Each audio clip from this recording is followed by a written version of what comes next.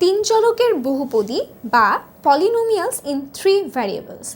3 variables বলতে আমরা কী বুঝি? তিনটা চলক বিশিষ্ট কোনো বহুপদীর কীরকম হয়ে থাকে সেটি আজকে আসলে আমরা দেখব।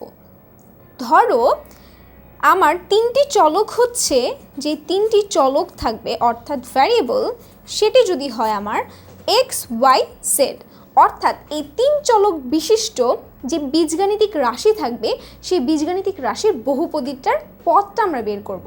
অর্থাৎ এই ক্ষেত্রে আমরা পদটাকে লিখতে পারি কোনো একটি পদ, সেটাকে আমরা কোন আকারে লিখব? সেটিকে আমরা লিখব হচ্ছে পদ সমান সমান c into x to the power p, y to the power q এবং জেড টু দি পাওয়ার আর।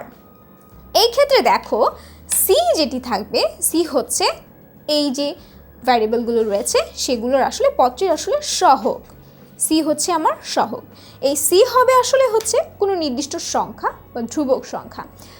এবং এই ক্ষেত্রে দেখো এক্স এর পাওয়ার হচ্ছে পি, ওয়াই এর পাওয়ার হচ্ছে কিউ এবং জেড এর পাওয়ার হচ্ছে আর।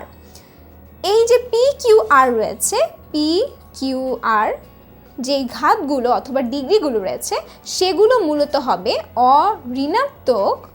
অঋণাত্মক পূর্ণ সংখ্যা।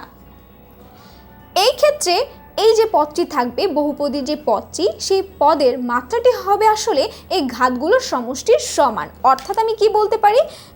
পদের ঘাত সমান সমান হবে আসলে হচ্ছে ঘাত বা মাত্রা, বলতে পারি পি প্লাস কিউ প্লাস আর।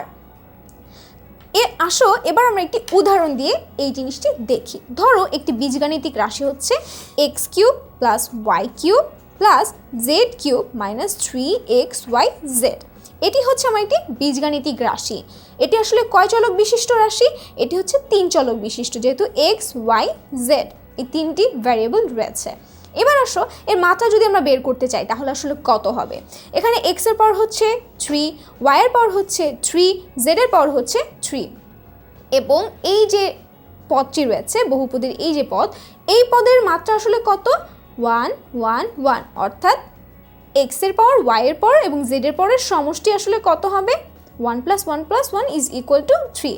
অর্থাৎ সব ক্ষেত্রে আমি দেখতে পাচ্ছি যে এদের পাওয়ারটি আসলে সর্বোচ্চ পরিমাণ রয়েছে, অর্থাৎ 3। এভাবেই আমরা তিন চলকের বহুপদীকে প্রকাশ করে থাকি।